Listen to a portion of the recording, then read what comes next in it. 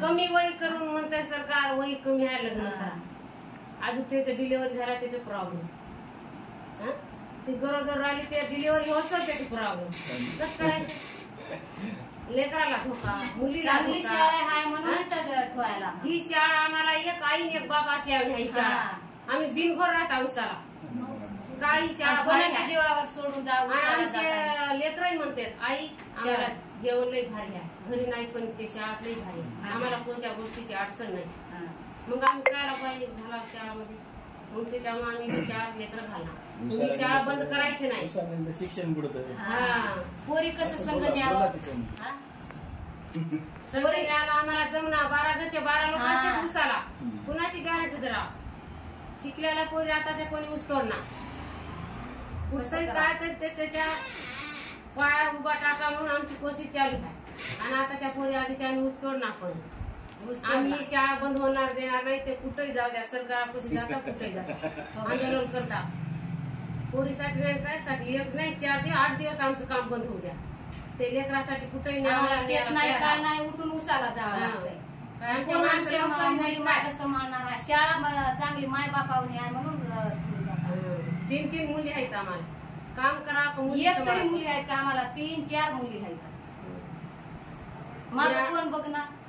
Madam चांगले आमची आई वहिनी आहेत बघते तर त्याच्यामुळे आम्ही सोडाला शाळा ते मॅडम आम्हाला कुठेही न्या तुम्ही आम्ही येतात तुमच्या समोर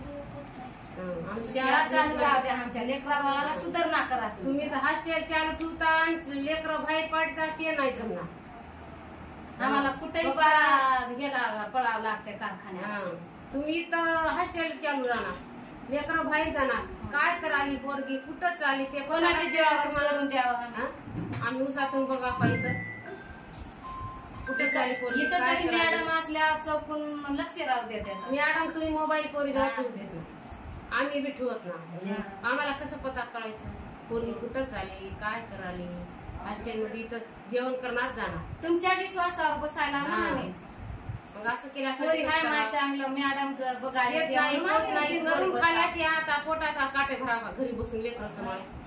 गरीब माणसं ऊस तोडून खाणार रूम करून राहिलाय तर आम्हाला पैसा पाहिजे पोटाला एखादी माणूस घरात नोकरीवाला असलं तर चालेल माझ्याकडे त्याची नोकरी आहे त्याचा यायला पैसा करून खायला म्हणा आमच्या मालकाला ऊस तोडायचा आम्हाला लेकर कवा शिकवावं आम्हाला होत नाही ऊस तोडायला पोरीला न्यावं तर 12 घरच्या 12 माणसं कोणा जेवावर न्यावं संग घरी ठेवावं तर कोण बघणार आमचे सासू सासरे उठायला बसायला त्याला कुणाला दिसत नाही कुणाला गुड्यातून उठायत नाही ते कोण बघते मग कुठं चालले आता ते म्हणाले बाबा तुमचे लेकर तुम्ही घेऊन जा आम्हाला सांभाळ होत नाही मग आता तुम्ही सरकार बी सांभाळत ना शाळेत बी ठेवत ना आम्ही कुठं ठेवा लेकर मारून टाका का पोरी तुमच्यासाठी नाही मग ते कसं नियम आहे तसं चालवा आणि तुमच्या नियमाने राहू द्या आमच्या मुली घ्या आम्ही आणून सोडणार शाळा लई भारी आहे म्हणून यायला तुम्हाला ही शाळा दुसरी शाळा त्याच्यासाठी तुम्ही हे करा मंजूर राहू द्यायची ते बाहेर पाठवू नका इथं हॉस्टेल आणि बाहेर शाळा जमत हे शाळा चालू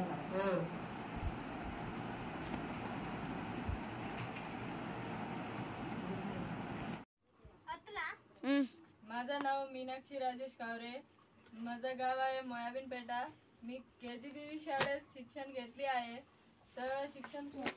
फार छान आहे तिथं आणि शिक्षक लोक पण खूप छान आहे तिथं शाळा बंद झाले नाही पाहिजे खूप सारे मुलींचे भविष्य खराब होते शाळा जर बंद झाले तर आता आपल्या इकडं कसं आहे की मजुरी करणारे लोक आहेत जर KGBV शाळा जर बंद झाले असतं तर खूप साऱ्या मुलींची जिंदगी खराब होणार आहे तसेच नाही का त्या मुलींना घेऊन येऊन 14 वर्षा 13 वर्षामध्ये लग्न करून टाकणार आहे म्हणून त्या मुलीचे खूप भविष्य खराब होत आहे कृपा करून तुम्ही KGBV शाळा बंद करण्याचा प्रयत्न करू नये हे सर्व सारे मुली KGBV शाळेची विद्यार्थी आहे आणि मी पण त्या शाळेची विद्यार्थीच आहे कृपा करून तुम्ही शाळे बंद करण्याची विचार करू नये शाळा सुरू करण्याची किंवा वाढवण्याची अजून काही खूप सुविधा तुम्ही करण्यासाठी विचार करा आणि महिलांचा आणि गरीब कुटुंबाचा विचार करा तुम्ही गरीब कुटुंबाला गरीब मुलींना खूप KGBV शाळा म्हणजे खूप महत्त्वाची आहे आणि मुलींचं शिक्षण पण शिक्षण पण तिथं खूप फार छान आहे आणि सुविधा पण मुलीला खूप छान आहे. MSCIT आणि ITI असं खूप सारे सुंदर खूप मुली शिकत आहे, घरी मुली. आणि तिथून निघल्यावर नाही का माझ्या बॅचमध्ये मी तिथं 2014 मध्ये बाहेर आले तर मी आता माझ्या स्वतःच्या पायावर उभे आहे आणि माझा दर महिन्याचा मानधन येते. तसंच माझ्यासारखे काही मुली बाहेर जाऊन जॉब करत आहेत, त्यांना पण खूप मानधन आहे, स्वतःच्या पायावर त्यांनी उभे आहे, दुसऱ्यावर अवलंबून नाही आहे. असं सर्व मुलींना पण झालं पाहिजे. सर्व मुली खूप छान शिकलं पाहिजे. मला शिक्षण मिळालं नाही म्हणून मी दुसऱ्यांना तसं करणार नाही. दुसऱ्यांना पण शिक्षण मिळलं पाहिजे, त्यांच्या पायावर त्यांनी उभे झालं पाहिजे असा आमचा विचार आहे. म्हणून आमचे टीचर लोक पण आम्हाला माहिती दिली, आम्हाला पण माहिती मिळालं आहे 2 दिवसाखाली KGBV शाळा बंद होणार आहे म्हणून. की KGBV शाळा बंद होण्याची शक्यता करूच नाही. तुम्ही KGBV शाळेचं सुरू करण्याचा प्रयत्न करा. आणि वसतिगृह सुंदर आहे, खेळण्याची आणि राहण्याची खूप सुंदर आहे. तुम्ही लागेल तर नाही का अजून वाढवण्याची, शिक्षण वाढवण्याची प्रयत्न करा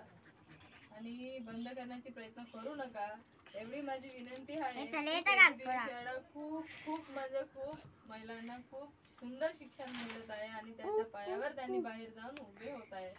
एवढी खूप सुंदर शाळा बंद झाल्यास तर मुलींची भविष्य खूप खराब होईल. कृपा करून तुम्ही बंद करू नका, शाळा सुरू करण्याचा प्रयत्न करा.